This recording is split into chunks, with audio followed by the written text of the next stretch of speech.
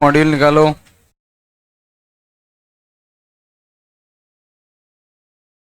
ECT 1 कहाँ तक करा दिए थे? 10 तक करा दिए थे। 10 के बाद कौन सा दिया? 12 आया नहीं आया? क्या वैल्यू आई? तो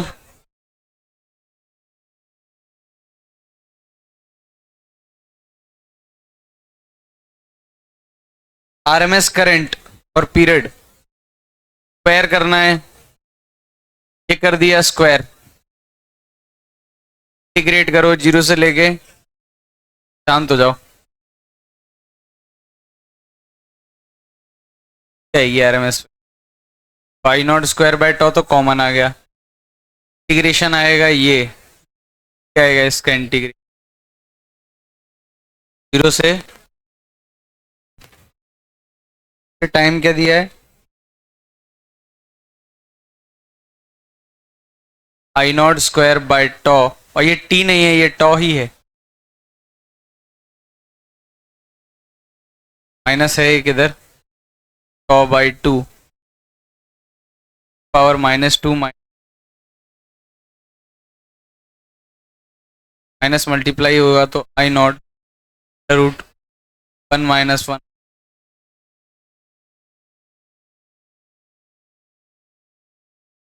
क्या आएगी वैल्यू? क्या यही आई?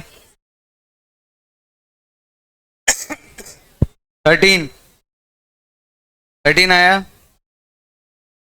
0 से लेके 3 तक एवरेज वैल्यू निकालनी है तो 0 आएगी। RMS वैल्यू कितनी आएगी? RMS नहीं आई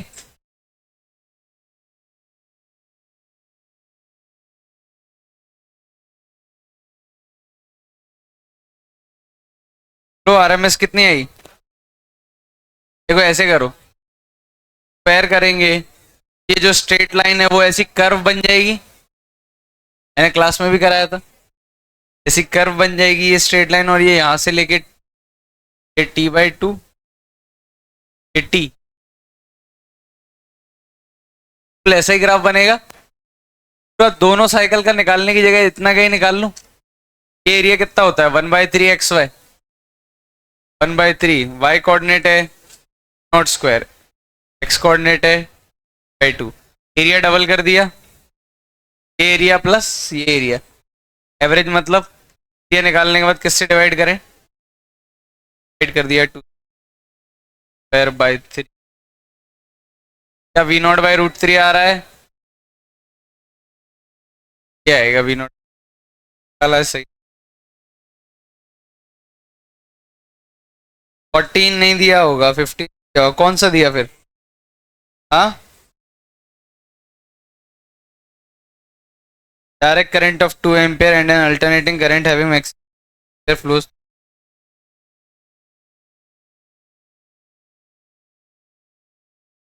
सेम इंटरवल में। अगर किसी रजिस्टर में डायरेक्ट करंट जा रहा है 2 एम्पियर का, तो हीट प्रोड्यूस्ड कितनी होती है? फॉर्मूला क्या होता है? I²R, I का स्क्वायर यानी 2 का स्क्वायर, R टाइम कितना? T RT। लेकिन अगर यही रजिस्टर है, करंट जो है वो ऐसा है साइनसोइडल, पीक वैल्यू कितनी? 9 कुछ, मान लो कुछ ऐसा। तो जो हीट लॉस होगा वो क्या होगा? या तो ऐसे समझ लो I²R T, लेकिन इसका स्क्वायर होना है। क्या होना है? स्क्वायर होना है। समझ में आ रहा है? स्क्वायर होने से अच्छा मैं इसको ऐसा भी लिख सकता हूँ, ध्यान दें। अगर साइनसोइडल है तो मुझे अगर हीट लॉस निकालना है, स्क्वायरिंग वगैरह हो रही है, तो हम ऐसे सोच सकते हैं IRMS ले सकते हैं। आई की जगह क्या ले सकते हैं? IRMS ले। जब भी हम हीट लॉस वगैरह निकालते हैं और साइनसोइडल है तो आई की जगह IRMS ले। आज पढ़ेंगे हम। IRMS का होल स्क्वायर करूंगा तो कितने का हो जाएगा? 2 का होल आएगा, ये 2R, और ये कितना आया था? 4RT। रेशियो आएगा 2:16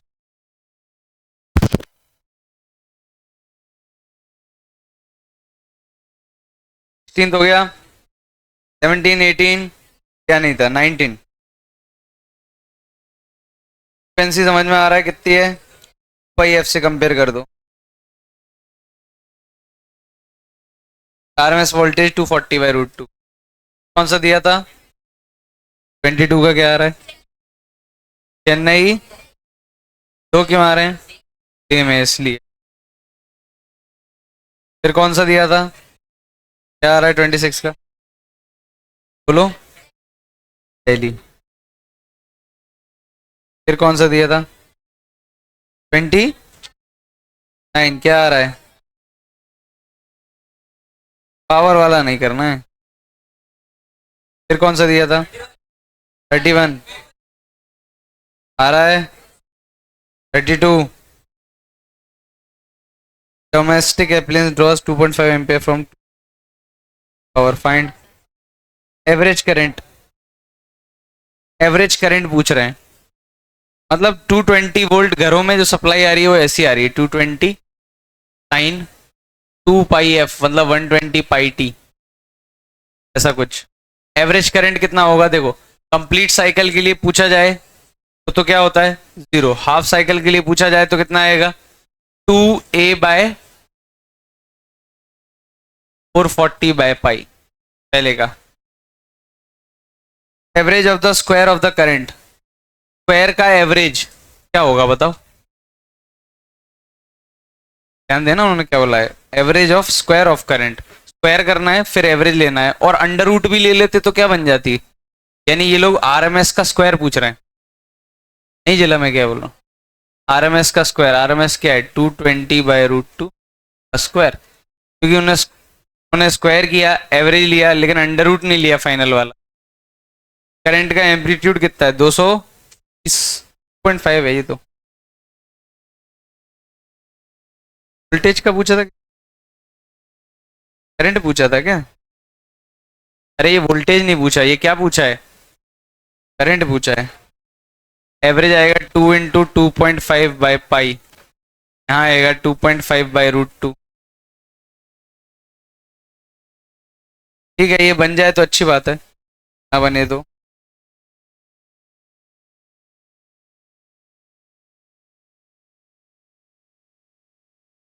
एवरेज कंप्लीट इंटरवल में पूछा जाए तो कितना आएगा? अब वो भी मेंशन नहीं किया कंप्लीट इंटरवल है या हाफ साइकिल है।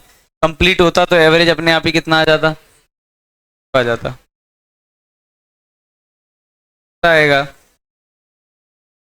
स्क्वायर ऑफ एवरेज, आईआरएमएस के स्क्वायर का। नहीं, ऑप्शंस वाला क्वेश्चन है क्या? 32।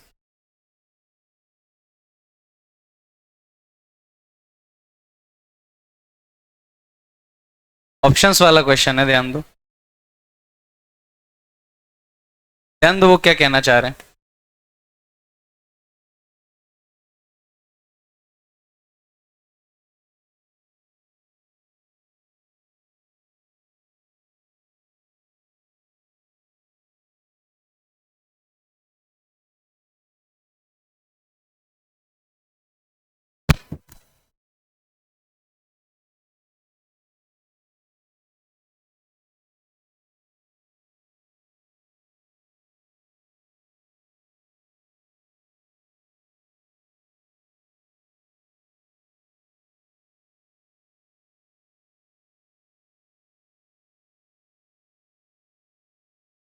ध्यान दो,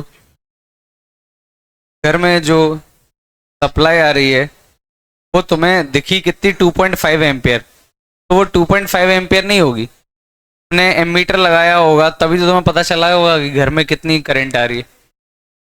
हमारा पूरा घर है, ये सेटअप है, बाहर से करंट 2.5 आ रही है, तो पता कैसे चला 2.5 है? एक एमीटर लगाया हुआ, और एमीटर कौन सी वैल्यू रीड कर रहा होगा? आरएमएस। तो रीड करने के बाद 2.5 आ रही है, मतलब एक्चुअली में कितनी आ रही है? 2.5/√2 साइन 120πt करंट ये आ रहा है। अब तुम्हें एवरेज करंट पूछा है, तो अगर कंप्लीट इंटरवल का पूछा है तो कितना? स्क्वायर ऑफ करंट मतलब आरएमएस का क्या करना है? स्क्वायर करना है, average of square of the current. तो सेकंड का आंसर आएगा, उन्होंने अंडर रूट लेना भूल गए। Average of square of current. Square कर दें करंट का, फिर एवरेज निकालें तो आरएमएस का होल स्क्वायर यानी 2.5 का करंट का एम्पलीट्यूड, एम्पलीट्यूड आएगा करंट का 2.5 √2, क्या होता होगा ये 0.5 इंटू 1.4,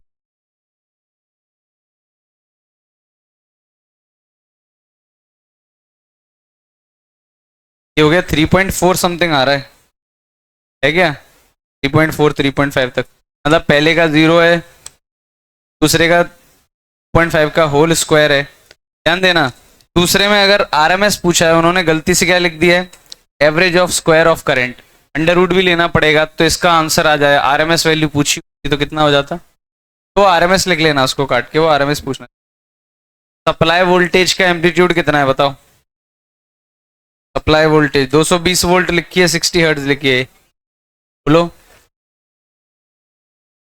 फिर आगे चलें अब, और तो कुछ काम नहीं दिया था।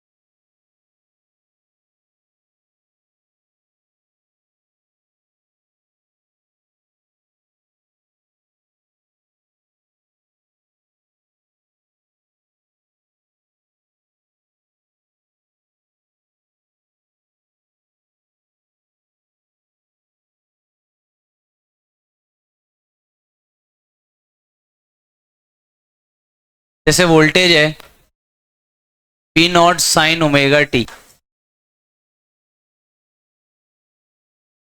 वोल्टेज है V naught sine omega T, और करंट है आई नॉट साइन,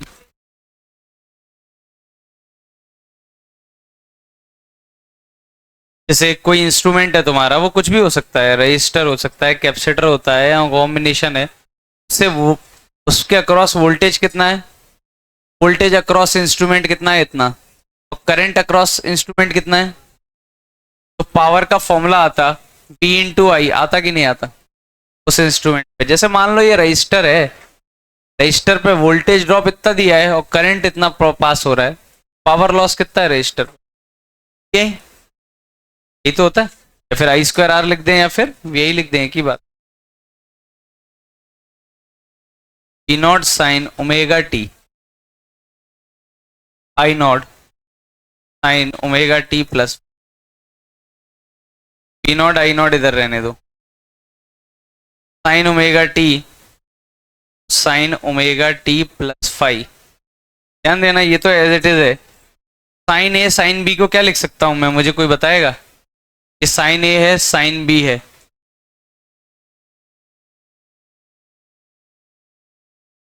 तो मतलब ऐसा करना है, दो एडिशन में लिखना है तो कैसे लिखूंगा, या फिर एक फंक्शन बनाना है, साइन ए साइन बी है ना, कैसे लिख सकता हूँ फॉर्मूले में। जैसे इसको खोलो जरा, ये कितना होता है जरा मुझे बताना, इसको ओपन करना है, sine alpha cos beta minus sign beta, अगले माइनस आ जाए,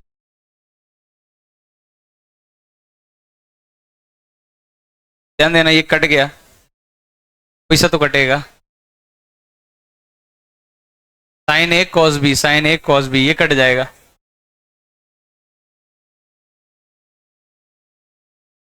ये कॉस बी गलती से लिख दिया मैंने, कॉस ए साइन बी, अब सही है, आइडेंटिटी ही गलत लगाई थी, देखो sine alpha cos beta minus sign beta cos alpha, तो इससे दो टर्म तो कटेंगे,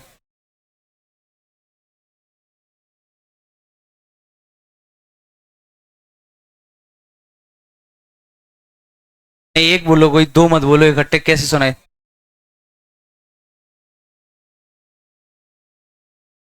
अरे इसको, मैं तो ये बोल रहा हूँ, इसको खोलोगे तो ये आएगा कि नहीं आएगा, ऐसा पूछ रहा हूँ।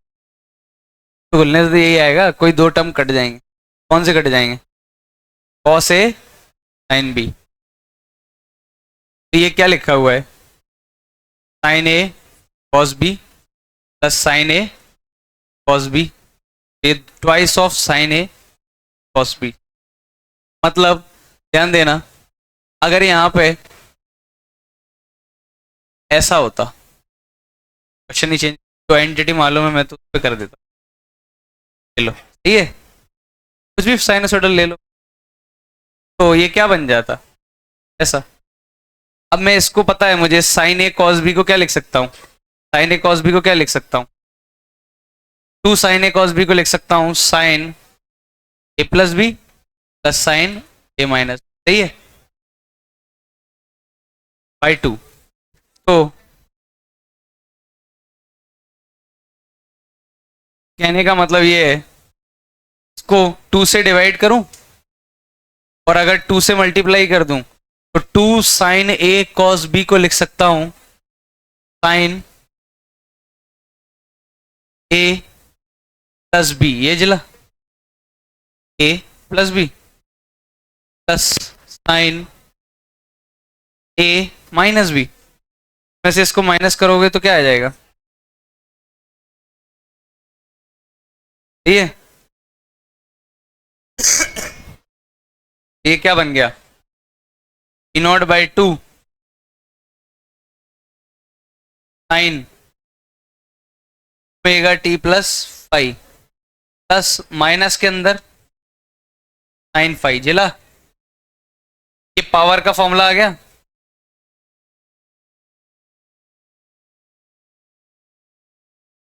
फाइव, एक बोलो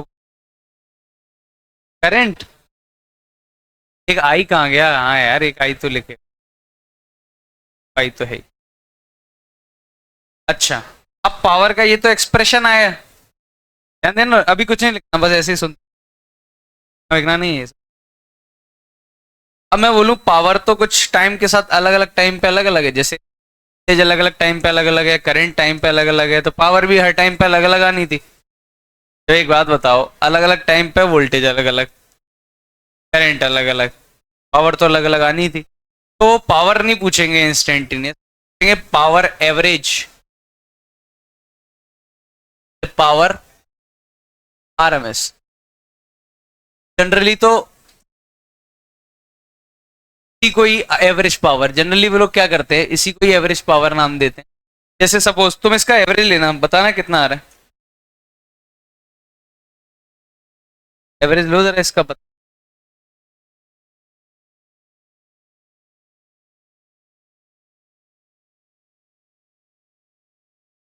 अरे इसका एवरेज तो 0 है, इसका एवरेज ये खुद नहीं होगा, ये तो कांस्टेंट है। अरे इसका एवरेज क्या होगा? 0 होगा इसका एवरेज, साइनोसोडल है ना, एवरेज 0 हो गया। ये कांस्टेंट एक नंबर है, साइन 30 क्या है? एक नंबर है। साइन 5 क्या है? एक नंबर, नामो निशान है क्या? पावर एवरेज जब तुमने निकाली तो वो कुछ ऐसी बनी, ध्यान दो, P naught I naught by 2 minus sine के अंदर 5, ध्यान देना। खैर याद फॉर्मूला करना है, मैं तो सिर्फ डिराइव कर रहा हूँ फॉर्मूला, लिखना नहीं है अभी, ध्यान दो। अच्छा, इन दोनों में एंगल कितना है बीच में? पाई नहीं है इन दोनों के बीच, ध्यान देना। एक साइन ओमेगा टी है, मतलब एक ऐसा है, एक कॉस ओमेगा टी में फाई जुड़ रहा है, कॉस ओमेगा टी ऐसा होता है, फाई जुड़ रहा है, मतलब तो इनके बीच में एंगल कितना है दोनों के बीच, लेजर के बीच में 90 प्लस 5। पक्का समझ में आ रहा है? तो कॉस 90 प्लस थीटा क्या होता है? तो इसको मैं ऐसा भी लिख सकता हूँ, P naught I naught by 2 cos 90 plus 5, same लिखा है क्या?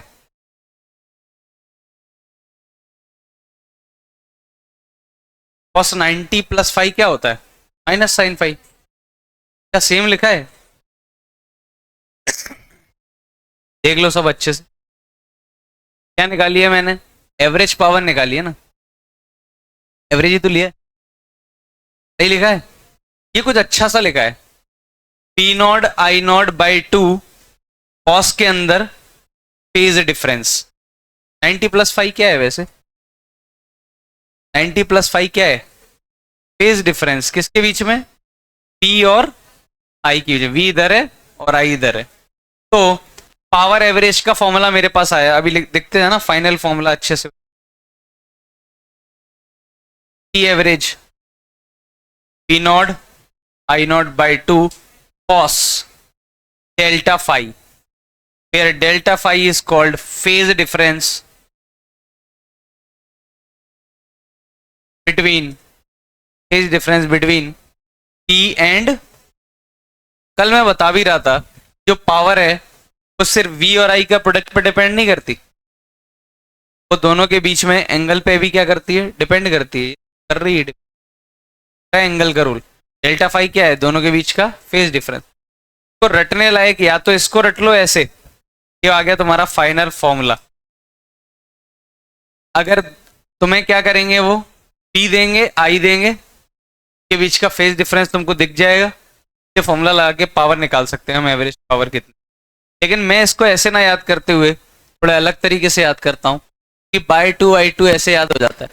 तो और अच्छे से लिखूं तो मैं ऐसे लिख सकता हूँ वी आर एम एस, ध्यान देना, पी नॉट को ऐसा लिख दूं क्या? अभी भी V naught I naught by two लिखा है क्या? ध्यान देना सब लोग, सही लिखा है, बाई रूट टू ऐसे लिख दिया।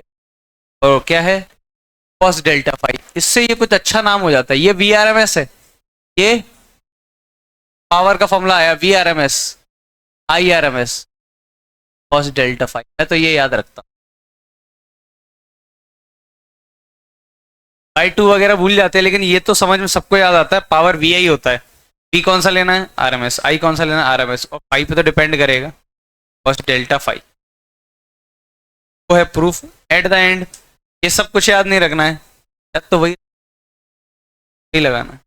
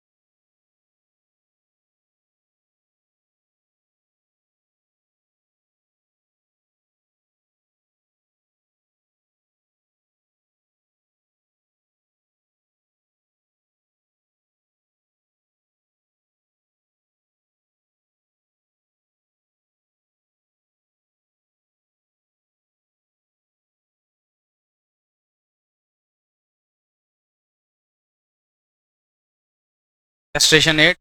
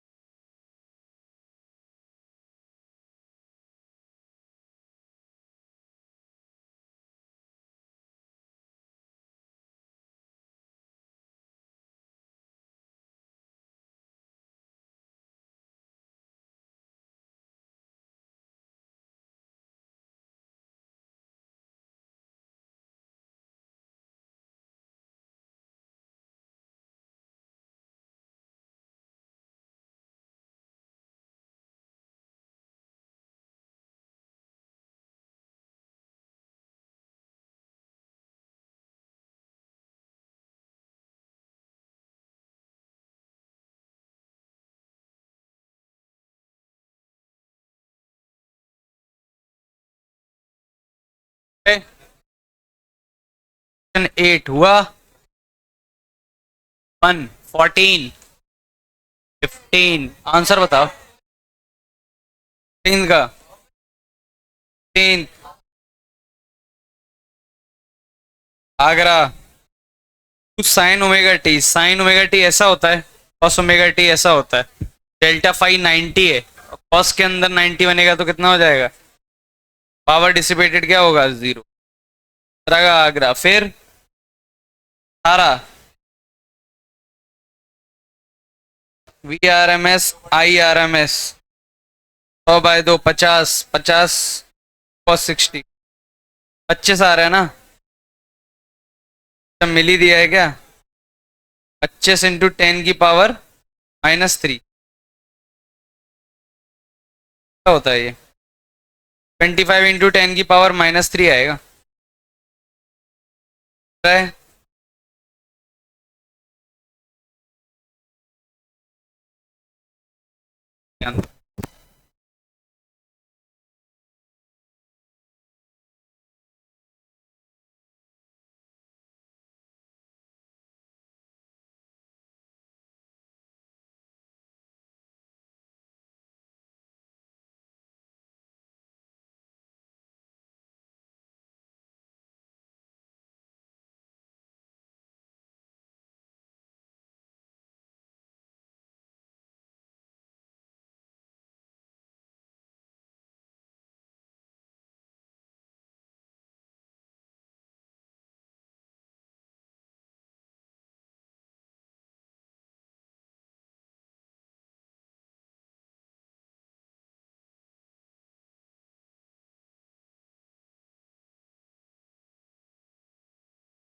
तो ध्यान दो पावर का फॉर्मूला आया पावर एवरेज ही पूछी जाएगी क्या पूछी जाएगी फॉर्मूला आया V R M S I R M S cos के अंदर डेल्टा फाई फिर delta phi is phase difference between E and I ये फॉर्मूला आया हमने यूज भी करके देखी इसमें एक टर्म और डिफाइन किया गया पावर फैक्टर वो आया कॉस के अंदर डेल्टा फाई कॉस के अंदर डेल्टा फाई क्यों क्या समझे नाम पावर फैक्टर देने का कारण क्या है पावर वैसे तो वी आई आती है लेकिन कॉस डेल्टा फाई 0 से लेके 1 के बीच में करेगा 1/2 1/4 1/3 यानी वो किसी एक पर्टिकुलर फैक्टर से कम कर दे रहा है पावर को पावर जो वी आई आनी चाहिए थी कम आ रही है पावर फैक्टर की वजह किस फैक्टर से कम हो रही है पावर कॉस डेल्टा फाई से इसको नाम दिया गया पावर फैक्टर तो हमें याद रखना है पावर फैक्टर कितना हो जाएगा cos delta phi power factor maximum कितना हो सकता है 1 आ रहा है अगर डेल्टा फाई 0 है मतलब V and I are in phase तब पावर फैक्टर कितना आएगा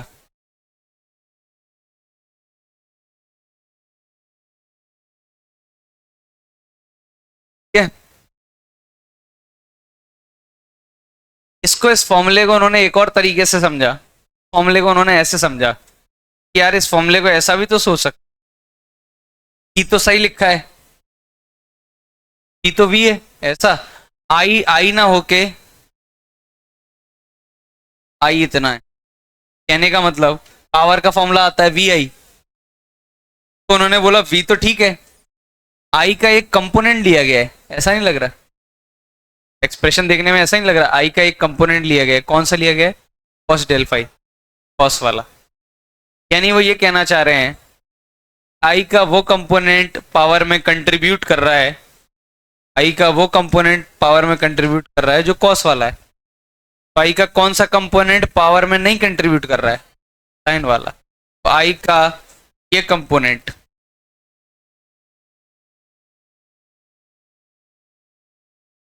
ये पावरलेस है इसलिए इसको वाटरलेस करंट नाम दिया गया इतना खास काम का नहीं है लेकिन कभी कभी पूछ वाटरलेस करंट वाट मतलब पावर वॉटलेस करंट मतलब ऐसा करंट जिसका पावर में कोई कंट्रीब्यूशन, कौन सा कंपोनेंट, आई का साइन।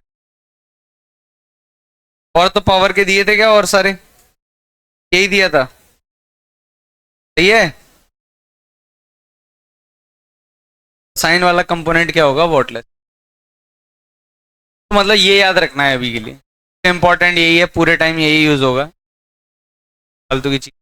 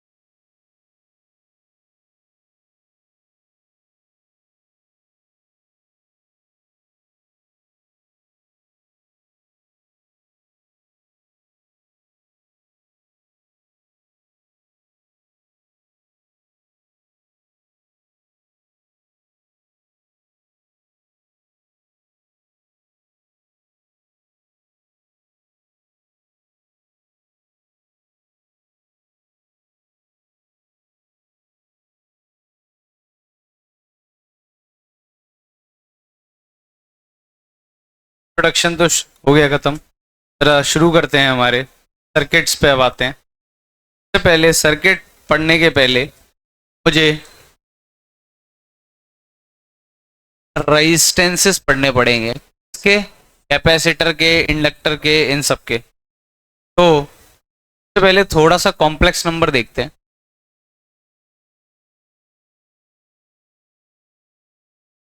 कॉम्प्लेक्स नंबर पे दो, इतना बेसिक पता होगा, दो एक्सेस होती हैं, एक्स एक्सेस है, इसको रियल एक्सेस, और एक कौन सी एक्सेस होती है, इमेजिनरी, इमेजिनरी एक्सेस। तो जैसे कोई पॉइंट है ये 2,3, तो अब ऐसा नहीं बोलेंगे एक्स कोऑर्डिनेट 2 है, वाई कोऑर्डिनेट 3, तो बोलेंगे रियल वाला पॉइंट 2 है और इमेजिनरी वाला क्या है, 3। इमेजिनरी को आयोटा से डिनोट करते हैं। तो ये कॉम्प्लेक्स नंबर है, जैसे वेक्टर होता है वैसे ये कॉम्प्लेक्स नंबर है, जेड से डिनोट करते हैं। क्या होगा, 2 प्लस आयोटा। ये रियल एक्सेस है और ये कौन सी है, वर्चुअल, तो इनको कुछ कर नहीं सकते इन दोनों का। 5 कर दिया, 6 कर दिया। कॉम्प्लेक्स नंबर डायरेक्टली ऐसे सॉल्व नहीं होते, बताओ, कॉम्प्लेक्स नंबर ऐसे डायरेक्टली सॉल्व नहीं होते। तो अगर मल्टीप्लाई भी करोगे, दो कॉम्प्लेक्स नंबर का एडिशन आसान है। z इक्वल टू जैसे z1 प्लस z2 करना है, 2 प्लस 3 आयोटा, 4 प्लस 5 आयोटा, दो कॉम्प्लेक्स नंबर जुड़ने हैं, रियल का रियल पार्ट जुड़ेगा। पहला रूल समझ में आया, डायरेक्ट जुड़ जाते हैं, बस रियल में रियल जोड़ो। लेकिन अगर मल्टीप्लाई करना है, z1 into z2, 2 plus 3 iota, 4 plus 5 iota, सही करना है। पहले 2 का करूंगा 4 में तो कितना आएगा, 8। 2 का करूंगा 5 में कितना आएगा, 10। क्या करूंगा इसमें तो कितना आएगा, 12 आयोटा। ये करूंगा तो 15 आयोटा स्क्वायर। हाँ, और आयोटा स्क्वायर क्या होता है? ये हो जाएगा 8, 15 माइनस का कितना हो गया? -7 प्लस। यानी मैं ये बता रहा हूँ कि कॉम्प्लेक्स नंबर का मल्टीप्लिकेशन ऐसे नहीं है, रियल में रियल का मल्टीप्लाई कर दिया और वर्चुअल में कॉम्प्लेक्स का मल्टीप्लाई कर दिया। इसको रियल पार्ट बोलते हैं, इसको इमेजिनरी, कॉम्प्लेक्स या वर्चुअल जो बोलना चाहो वो पार्ट बोल सकते।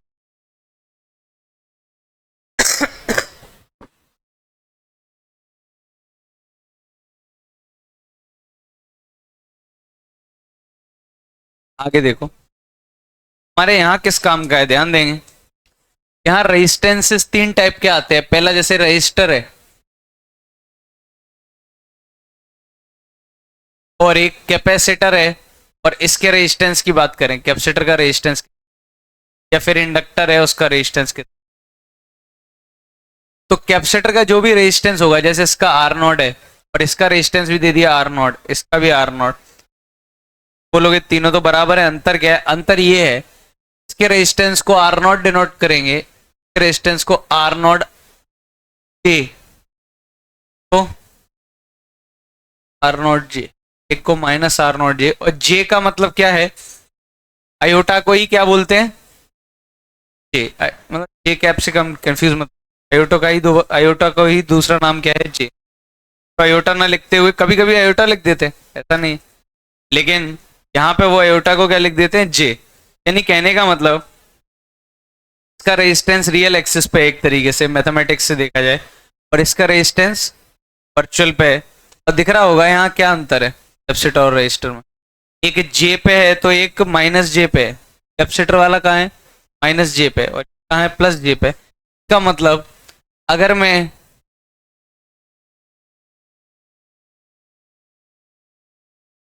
ऐसा दे दूं, एक एक रजिस्टर है, एक कैपेसिटर है, और एक क्या है? इंडक्टर है, और इसका रेजिस्टेंस R1 दे दूं, इसका R2 दे दूं, इसका R3 दे दूं, तो हम लिखेंगे R1 plus J R3 minus जे R2। यानी आर नेट क्या हो जाएगा? R1 plus J R3 minus R. ला,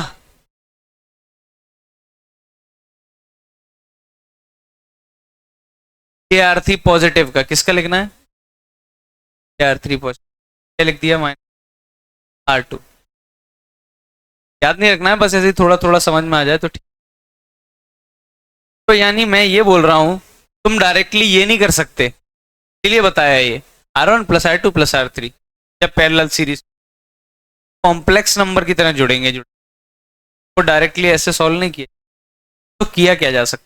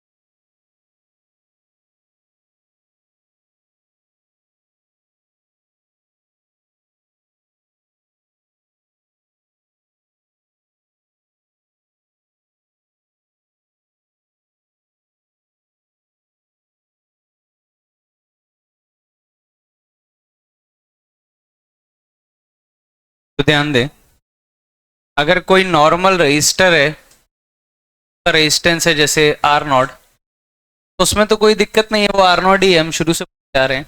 लेकिन अगर कैपेसिटर है, उसके रेजिस्टेंस को एक नाम दिया जाता है और हम बोलते हैं रिएक्टेंस। कैपेसिटर का रेजिस्टेंस इज रिएक्टेंस, और वो डायरेक्टली ऐसे नहीं निकाला जाता, वो ओमेगा पे भी डिपेंड करता है और एल पे भी डिपेंड करता है, और वो होगा ओमेगा एल। तो हमें पता है जे क्यों लिख रहा हूँ, प्लस जे या माइनस जे। तो रेजिस्टेंस का जो मैग्नीट्यूड है, कैपेसिटर है ना, तो रेजिस्टेंस है, रजिस्टर का जो मैग्नीट्यूड है रेजिस्टेंस का, वो ओमेगा पे भी डिपेंड करेगा। यानी तुमने जो सोर्स लगा रखा है कि फ्रीक्वेंसी क्या है, यानी कांस्टेंट तो नहीं होता, अलग अलग सोर्स लगाओगे तो अलग अलग आएगा, इसी इसको रिएक्टेंस बोलते हैं। और कितना वैल्यू होता है, अरे ये एल कहाँ से है, कैपेसिटर में कहाँ से एल, एल है, इंडक्टर ले लो, इंडक्टर का रिएक्टेंस कितना होगा, ओमेगा एल जी, सही है।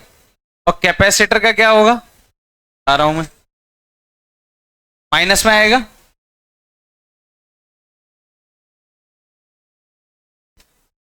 एक प्लस में होता है एक माइनस में होता है, ये वाला पॉजिटिव है तो ये वाला क्या होगा, नेगेटिव। खेल कभी फर्क नहीं पड़ेगा इस चीज से कौन पॉजिटिव है कौन नेगेटिव, ये प्लस माइनस ये सब इतना याद रहे ना रहे कोई, इन सब चीजों, बस एक छोटा सा आइडिया ये चाहिए कि रजिस्टर रेजिस्टेंस अगर निकालना है इंडक्टर का तो क्या फॉर्मूला रहेगा, ओमेगा एल। और रजिस्टर अगर रेजिस्टेंस निकालना है कैपेसिटर का तो क्या फॉर्मूला रहेगा, 1/ओमेगा। तो रेजिस्टेंस किस किस पे डिपेंड कर रहा है, खुद के कैपेसिटेंस पे, दूसरा सोर्स की फ्रीक्वेंसी क्या है, जो इंडक्टर है उसका रेजिस्टेंस किस बात पे डिपेंड, ओमेगा पे, और एक खुद के इंडक्टेंस। यानी अगर कोई मुझे पूछे और इन तीनों का रेजिस्टेंस मिला के या तो टोटल रेजिस्टेंस बोल दो या एक नया नाम देते हैं वो इम्पीडेंस, ध्यान दो इधर। जैसे मैंने बोला, सब लोग ध्यान दें, 2 ओम और कैपेसिटर है, और क्या है, मान लो कैपेसिटर ले लो, इंडक्टर ले लो, 2 हेनरी, एक सोर्स लगा रखा है, 5 sin रेड टी लगा दिया है। क्या बोलोगे, ये एक सर्किट है, इसमें एक रेजिस्टेंस कितना है, 2 ओम, सही है, उसका तो कोई लेना देना। एक रेजिस्टेंस है जे, एक तो 2 ओम है, प्लस एक है जे टाइम्स एक्सएल। एक्सएल यानी, यहीं पे मैं बताता जा रहा हूँ, एक्सएल यानी ओमेगा एल, यानी रेजिस्टेंस ऑफ इंडक्टर, रिएक्टेंस यानी reactance of inductor, omega L हो जाएगा 2 प्लस, भाई क्या लिखेंगे, ओमेगा एल कितना है, 2, अच्छी वैल्यू ले लो, ओम ले लो।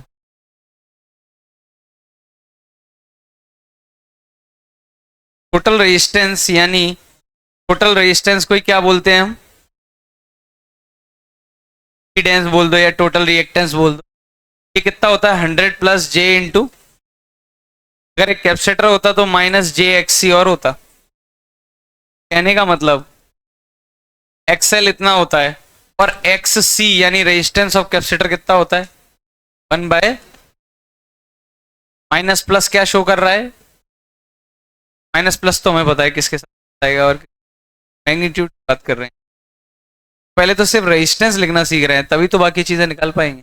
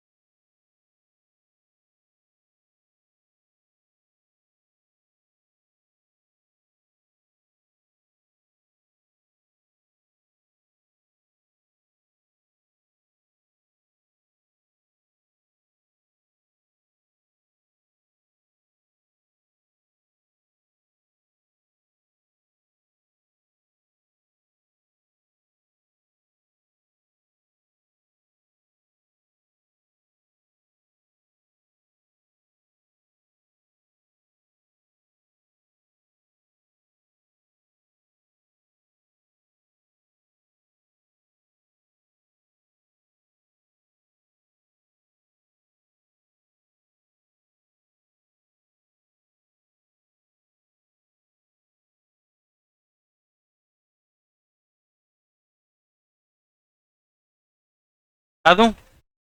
हाँ, इम्पीडेंस अभी बता रहा हूँ, दोबारा लिख रहा हूँ मैं उस ये तो मैं समझाने के लिए लिख दिया, पूरा प्रॉपर फॉर्मेट में लिख, ताकि चीज याद रह सके।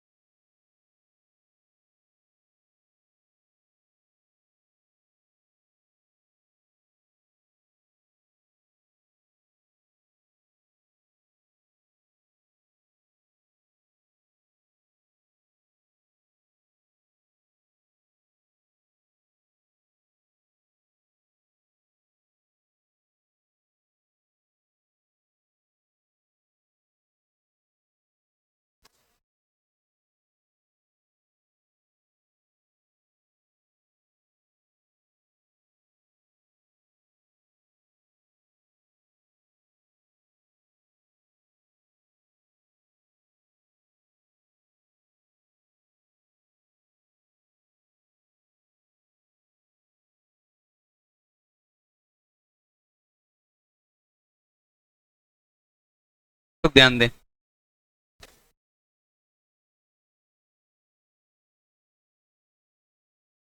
अब एक एक से पढ़ रहे हैं। सबसे पहले सर्किट नंबर। एक रजिस्टर लिया और तुमने उसको एक बैटरी से कनेक्ट कर दिया, पी नॉट साइन टी। अब बैटरी कैसी होगी? अल्टरनेटिंग होगी, डायरेक्ट तो होगी नहीं, 4 वोल्ट 10 वोल्ट कुछ ऐसी होगी, 10 साइन ओमेगा।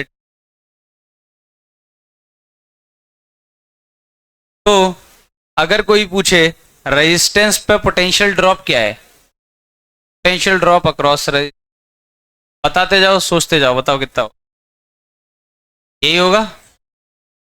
अब इसमें कोई पूछे कि एवरेज रेजिस्टेंस मतलब रजिस्टर पे एवरेज ड्रॉप कितना है, एवरेज निकाल देंगे 0। हाफ साइकिल में पूछे तो T not by pi, RMS पूछे तो बाय √2। अगर कोई पूछे करंट कितना जा रहा है इस सर्किट में, करंट हम डायरेक्टली लिख सकते हैं, current in circuit voltage bye, वो सब चीजें लगेंगी जैसे लगती थी करंट लिख, वोल्टेज बाय रेजिस्टेंस। वोल्टेज कितना है? वी नॉट साइन, रेजिस्टेंस कितना है? आर। चला, करंट सर्किट में हो गया नॉट बाय आर टी। भी एवरेज वैल्यू वगैरह सब निकाल सकते हैं करंट, लेकिन किसी भी टाइम पे क्या आएगा सर्किट में, टाइम की वैल्यू पुट करते सर अलग अलग समय पे अलग अलग आएगा। एवरेज पूछे तो हम एवरेज भी, इसमें तो कोई रॉकेट साइंस नहीं है। अगर पावर एवरेज पूछे तो क्या होगा? P R M S, I R M S, यही तो है। तो ऐसा भी तो लिख सकते हैं I naught sine omega. I naught की वैल्यू क्या है? ये एक ही चीज तो है, करंट कितना है यार, P R M S I R M S, cos के अंदर फेज डिफरेंस, फेज डिफरेंस आएगा ही नहीं, ये भी साइन ओमेगा टी है और करंट भी क्या है? साइन ओमेगा टी, कोई फेज डिफरेंस। कॉस के अंदर क्या बनेगा? पावर फैक्टर कितना है? 1, पावर आई।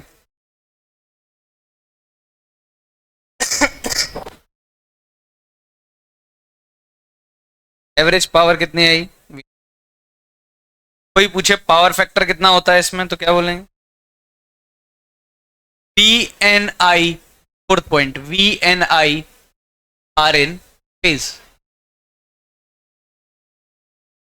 पावर फैक्टर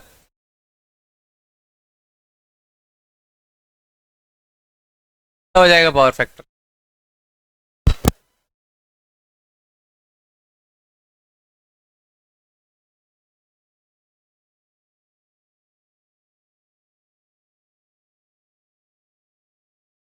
नहीं है, सही। तो प्योरली रजिस्टर, अगर एक रजिस्टेंस लगा रखा है तो उससे फर्जी सर्किट तो डायरेक्टली लिख सकते। अगर तुम्हें पूछा जाए जेड जेड यानी टोटल रेजिस्टेंस कितना होगा, क्या हो जाएगा आर। अभी लिखो मत, सुन लो। अब लिया मैंने एक इंडक्टर,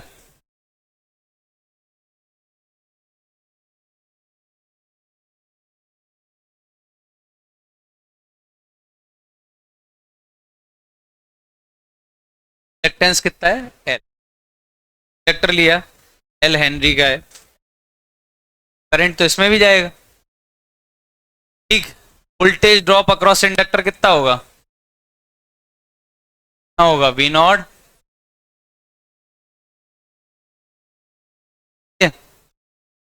तो नहीं।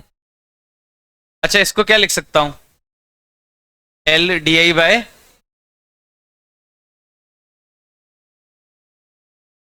टाइप कर दे रहे हैं, एल नीचे भेज दूं, ठीक, इंटीग्रेट कर दो, टी उधर भेज के, करंट आ जाएगा किसी भी टाइम पे V naught by L, sine omega T का इंटीग्रेशन क्या होता है, माइनस कॉस ओमेगा टी, और एक माइनस से एक माइनस एक ओमेगा, करंट किसी भी टाइम पे क्या आया, V naught by L cos omega T. तो करंट, लेकिन करंट किस किस लोग ध्यान दें, करंट आना कैसे चाहिए, करंट तो ऐसा आना चाहिए ना, voltage divide by resistance, voltage कितना है ऐसा, तो रेजिस्टेंस से डिवाइड करूं, क्या देखो नीचे रेजिस्टेंस से डिवाइड नहीं है, कोई क्या बोलते हैं इंडक्टर का रेजिस्टेंस यानी रिएक्टेंस, क्या नाम देंगे हम, रिएक्टेंस, कितनी वैल्यू होती है इसकी, जे इंटू, ऐसे ओमेगा एल याद रखना है सिर्फ, ये तो सिर्फ क्या है डायरेक्शन, साइड में पीछे लिख लो, तो रिएक्टेंस की वैल्यू कितनी है, ठीक है। दो चीजें हुई, तो सही बात है, जैसे यहाँ पे वी नॉट बाय आर आया था करंट में, आना ही था, वी नॉट को किससे डिवाइड करना था आर से, यहाँ भी वी नॉट को किससे डिवाइड करना था, इसके रेजिस्टेंस से, रेजिस्टेंस कितना एल, लेकिन एक अंतर और आ गया, यार साइन था कॉस बन गया, साइन को क्या बना दिया, क्यों ऐसा हुआ, कह रहा है पहले क्या हो रहा था, आई और आर मल्टीप्लाई हो रहे थे, आई एक नंबर था, आर भी एक नंबर था, अब आई और आर तो मल्टीप्लाई हो रहे हैं, लेकिन आर क्या कर रहा है, आर के साथ एक जे है, तो उसकी एक्सिस को क्या कर रहा है, घुमा दे रहा है, इमेजिनरी, रियल से आंसर किस में कन्वर्ट हो गया, इमेजिनरी में, एक्सिस 90 डिग्री घूम रही है, तो ये जे कर रहा है ये काम, ये फेस चेंज करने का काम कौन कर रहा है, अब समझ में आ रहा है ये जे क्यों लिख, ताकि फील आ जाए कि वो क्यों घूम रहा है, यानी रिएक्टेंस, और अच्छे से नाम दो तो इसका नाम वो लोग देते हैं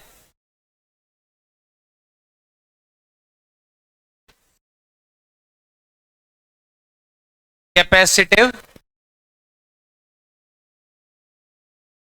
सॉरी इंडक्टिव है, नहीं है, क्या है इंडक्टर, और अगर कैपेसिटर होता तो क्या लिखते, अभी काम पूरा नहीं हुआ सुनते जाओ, करंट तो हम, अब हम क्या कर सकते हैं, ध्यान देना, हमें करंट लिखना है बार बार, तो हम ये तामझाम नहीं करेंगे, हम क्या करेंगे, हम दिमाग लगाएंगे, करंट क्या आता है, वोल्टेज बाय रेजिस्टेंस, पहले तो रेजिस्टेंस पता है हमें कितना है ओमेगा एल, तो हम लोग क्या कर देंगे V naught by omega L, ये तो मैग्नीट्यूड हो गया, और कैपेसिटर में करंट लीड करता है, ये नोट है, काम की चीज, capacitor current lead voltage by pi by 2, ये नोट है, कैपेसिटर में करंट वोल्टेज से लीड करता है 90 डिग्री से, ध्यान देना, कर रहा है, वोल्टेज साइन ओमेगा टी है, मतलब वोल्टेज इस तरफ है, ई नॉट साइन ओमेगा टी, यानी ऐसे,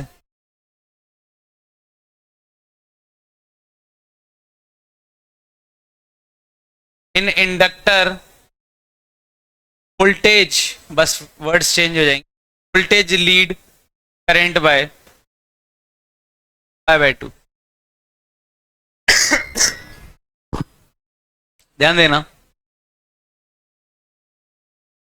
इंडक्टर में क्या होता है, वोल्टेज लीड करेगा।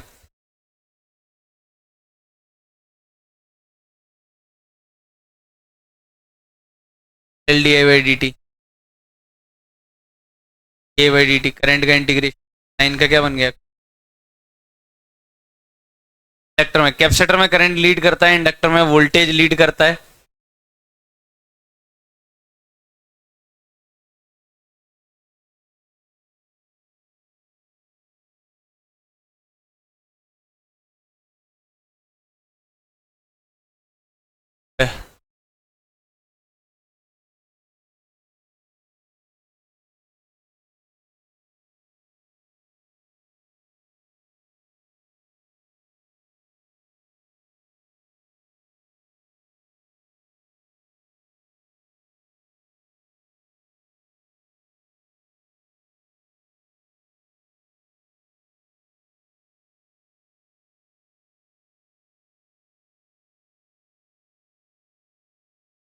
ये गारंटी है कि ये स्टेटमेंट एकदम सही है। इंडक्टर में वोल्टेज लीड करता है किससे, करंट से। कितने डिग्री से, 90 डिग्री। मतलब अगर वोल्टेज ऐसा है तो करंट ऐसा है तो वोल्टेज 90 आगे होगा उस, ये स्टेटमेंट ट्रू है। करंट ऐसा है, ये 90 आगे होगा। और कैपेसिटर में उल्टा है, करंट लीड करता है। ध्यान दें यहाँ क्या गड़बड़ हुई।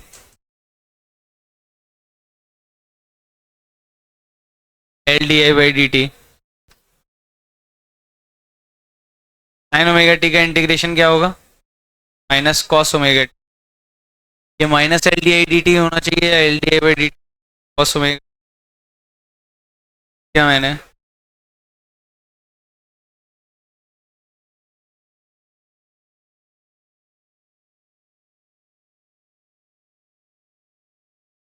ये भी साइन, माइनस कॉमन ले लूं, बाहर आ गया। हाँ वही डिफरेंस आ गया आ गया आ गया। यही दिक्कत है, ध्यान दो। एक नेगेटिव यहाँ दिक्कत देगा, एक नेगेटिव यहाँ से हट जाएगा। वोल्टेज का डिफरेंस है, minus L D I by D T नहीं है। जैसे यहाँ से बढ़ा तो यहाँ घटेगा, तो सेम मान लो, या फिर यहाँ से बढ़ा तो यहाँ घटेगा, यहाँ ड्रॉप आएगा L D I by D T का। एक माइनस से माइनस कटेगा नहीं, एक माइनस एज इट इज लिखा रहेगा, और यही माइनस कन्वर्ट होके बन जाएगा साइन के अंदर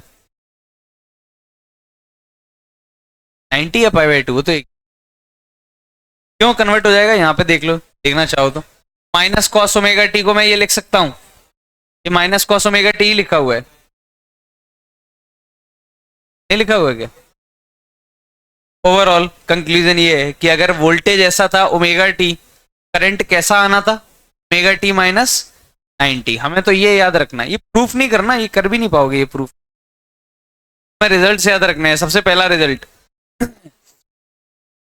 रेजिस्टेंस की value, inductive reactance omega L. Inductor में कौन लीड करता है, वोल्टेज या करंट, बोलो। इंडक्टर में कौन लीड करता है, वोल्टेज।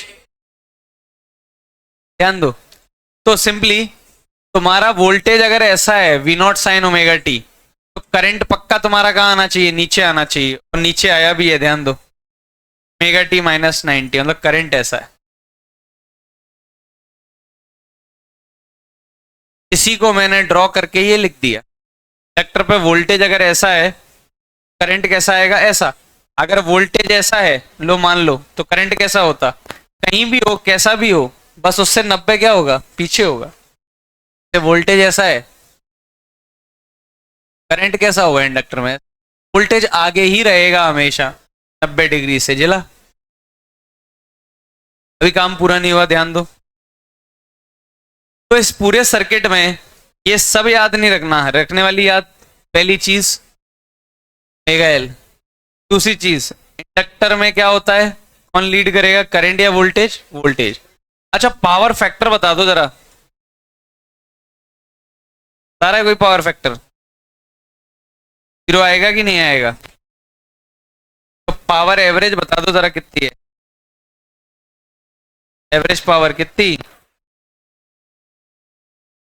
आनी भी थी, एवरेज पावर 0, क्यों? कोई आइडिया दे रहा है लॉजिक?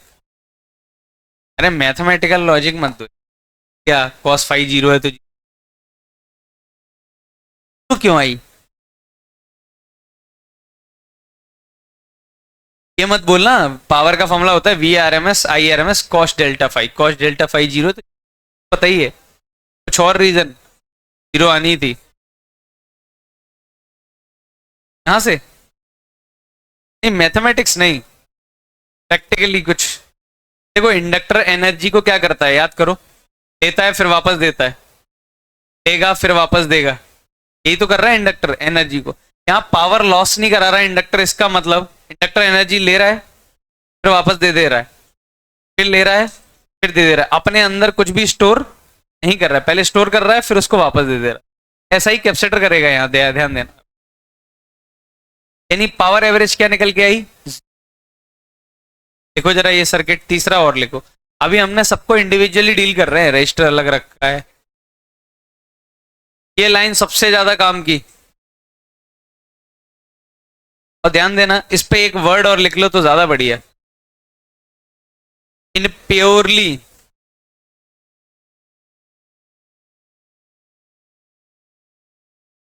लिखा रहने दो, पर एक नोट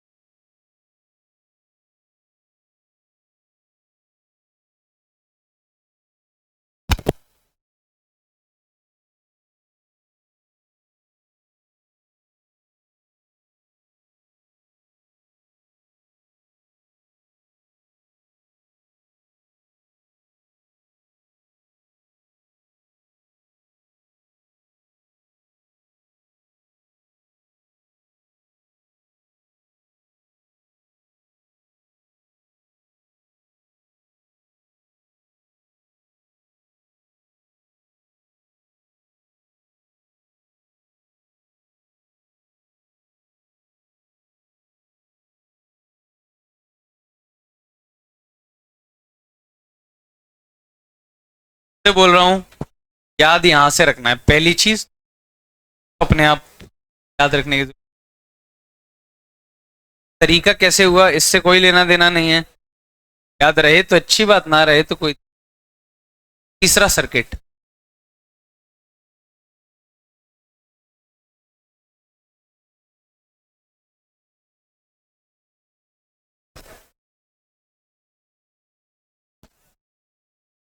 फिर से देखो वही ले लिया, एक वोल्टेज ऐसा। अच्छा यहाँ क्या लिख सकते हैं, पोटेंशियल ड्रॉप जो इस पे आता है वो कितना आएगा, बाय ही आता है, क्या लिख देंगे, क्यू क्या हो जाएगा, C V naught sine omega T. Current कैसे निकालेंगे, एक्सप्रेशन क्या कर दूं, ए क्यू बाय डी टी, एक ही चीज आती है। और C V naught sine omega T का क्या हो जाएगा, एक ओमेगा बाहर आ जाएगा, क्या I equal to P naught into omega C it cos omega T. अच्छा इसको ऐसा लिख सकता हूं, P naught by resistance of capacitor,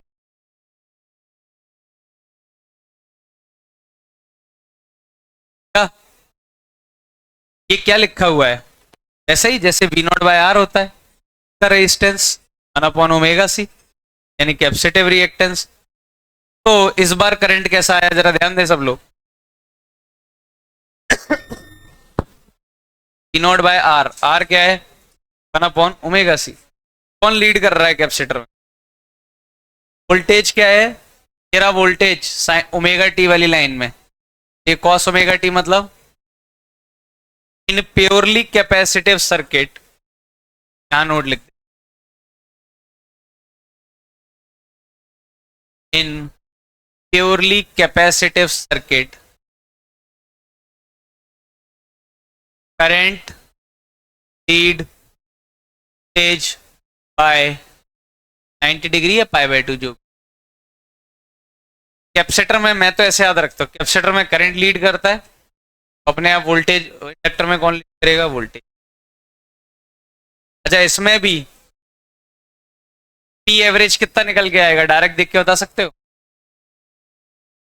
cos del phi यानी पावर फैक्टर कितना है, मैं क्या बोल रहा हूँ, जेड कितना होता है इसमें, 1/ओमेगा सी, जे या माइनस जे, माइनस प्लस कुछ नहीं कर रहे हैं, माइनस प्लस प्लस घुमा रहे हैं।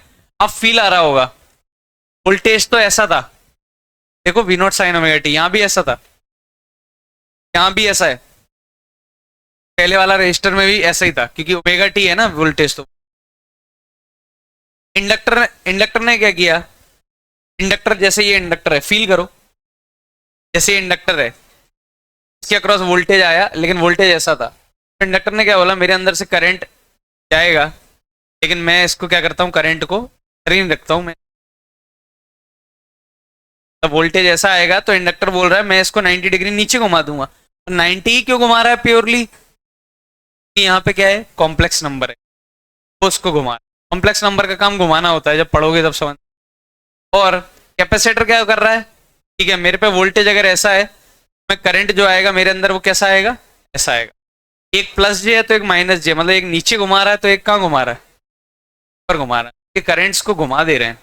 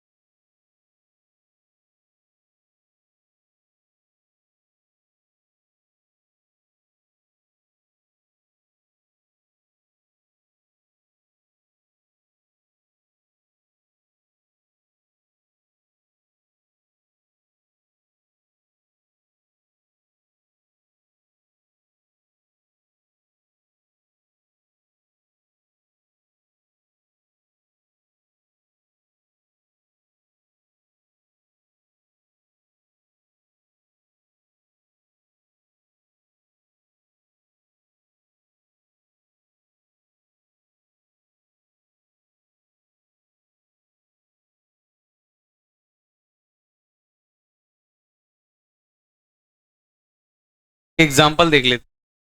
जैसे उन्होंने बोला कैपेसिटर लिया 1 माइक्रोफेरेड का और एक बैटरी लगा दी इधर, और एमीटर की रीडिंग, ध्यान दो वोल्टेज तो दिया हुआ है ना तुम्हें, तेरा वोल्टेज, पहले रेजिस्टेंस निकाल लो, रिएक्टेंस ऑफ कैपेसिटर आएगा आरसी 1/ओमेगा। ओमेगा कितना है, टी कितना है, 10 की पावर 10 की पावर, सही है, दिक्कत तो नहीं। ठीक है, रेजिस्टेंस आया तो करंट क्या आएगा। अगर मैं करंट का एक्सप्रेशन लिखना चाहूं तो मैं डायरेक्टली लिख सकता हूं, देखो कैसे, वोल्टेज अपॉन रेजिस्टेंस, ये हो गया मैग्नीट्यूड। बस, कैसा सर्किट है, कैपेसिटर या इंडक्टर, कैपेसिटिव सर्किट। कैपेसिटर में करंट क्या करता है, लीड करता है, यानी अंदर क्या चेंज आएगा फेज में, I/2 या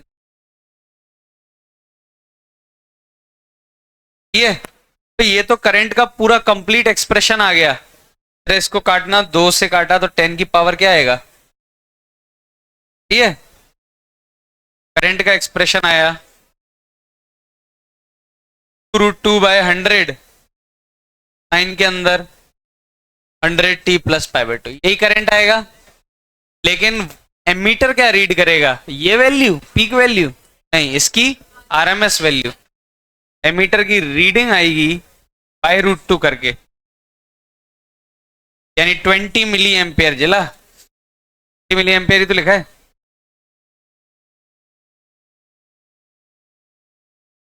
जिला 20 10⁻²।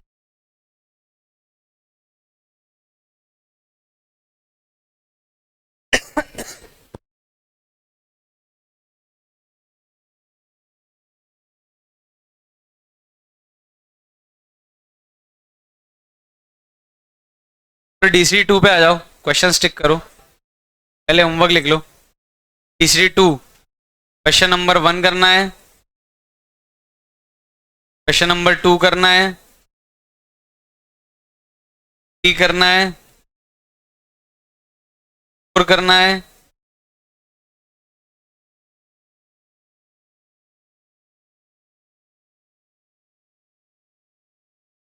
5 करना है, 6 करना है,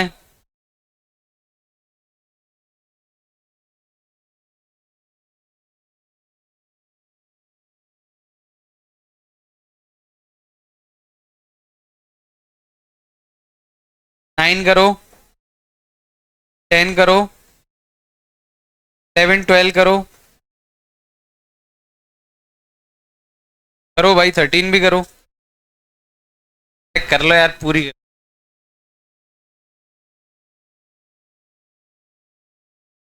वन रह गई, हाँ DCD1 में अब जो भी रह गए हैं पावर के क्वेश्चंस रह गए हैं, कर डालो DCD1 के पावर वाले क्वेश्चन।